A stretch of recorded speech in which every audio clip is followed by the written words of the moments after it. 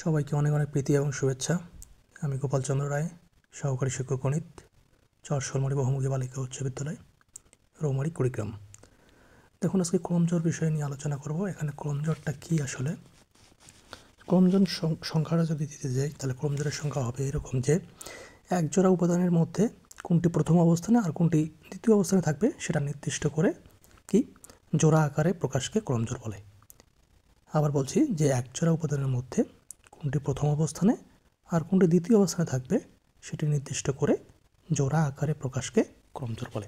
দেখুন, যদি উদাহরণ দেওয়া হয় এইরকম যে এক্স কমা ওয়াই সমা দেওয়া আছে কি আপনার এ কমা বি, তাহলে কি হবে এক্স সমান এ এবং কি আপনার ওয়াই সমান বি। ঠিক আছে, কোনটি আগে? দেখুন, আগেরগুলো আগে নিলাম এক্স, এখানে এক্স প্রথম, এই সেট এই উপাদানের মধ্যে দেখুন এ প্রথম, আবার এটার মধ্যে দ্বিতীয় এবং দ্বিতীয়র সাথে দেখুন এই দ্বিতীয়। তো এভাবে আসলে ক্রমজোড়টা নির্দেশ করা হয়। ঠিক সেই রিলেটেড একটা অঙ্ক, যেটা উদাহরণ 11, কি বলা হচ্ছে যে 2x প্লাস ওয়াই সমান ওয়াই কমা দেওয়া আছে 3 আর 6 কমা দেওয়া আছে এক্স মাইনাস ওয়াই হলে কি আপনার এক্স কমা ওয়াই নির্ণয় করো। তো এখানে কি হবে যে আপনার দেখুন, প্রথমটার সাথে প্রথমটা রিলেটেড এবং দ্বিতীয়টার সাথে দ্বিতীয়টা রিলেটেড। তাহলে বসাবো কি যে 2x প্লাস ওয়াই সমান হচ্ছে আপনার 6, আর একটা কী আছে আপনার এটার সাথে এটা, আমি এক্স এবং ওয়াই আলাগুলো এদিকে লিখছি, দেন কি 3টাকে ওই পাশে লিখে দেবো। তাহলে দ্বিতীয় উপাদানে দেখুন এক্স কমা ওয়াই কী হবে, তাহলে 3 হবে, মানে প্রথমটার সাথে এই সাইডের প্রথমটা এবং দ্বিতীয়টার সাথে এই সাইডে দ্বিতীয়টা। তো এটা আমি কি করব, এটা আমি একটা সমীকরণ দেব। এটা হচ্ছে 1 নম্বর সমীকরণ, এটা হচ্ছে 2 নম্বর সমীকরণ। ওকে, তো এখন কি করব, দেখুন কোনো একটা চলক আপনি কি করবেন, আউট করে দেবেন, দিয়ে অপর চলকের আপনি মান পাবেন। সেটা মান পাওয়ার পর অন্য কোনো একটা সমীকরণে বসাই দিলে ও যেটা সমীকরণ যেটা আপনি চলক শুরুতে বাদ দিয়েছেন সেটার আপনি উপাদানটা পেয়ে যাবেন।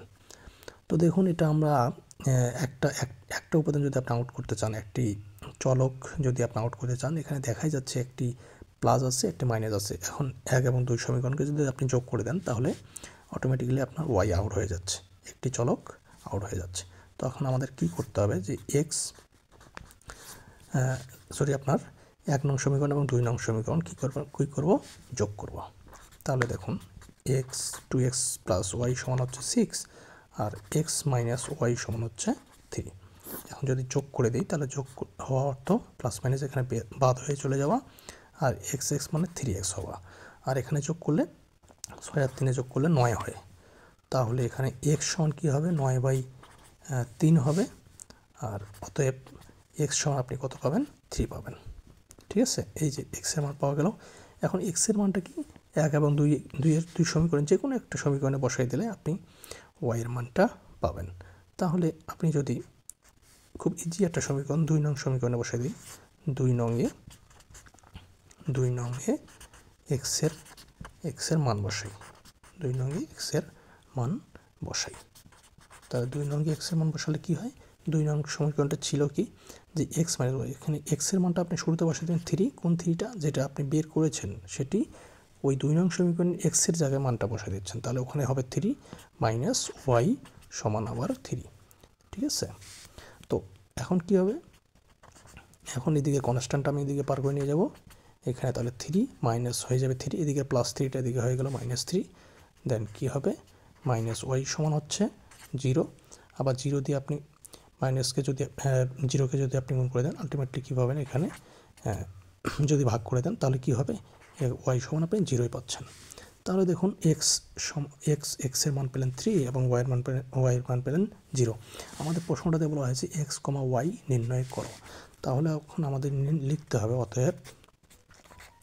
অতএব কি নির্ণয়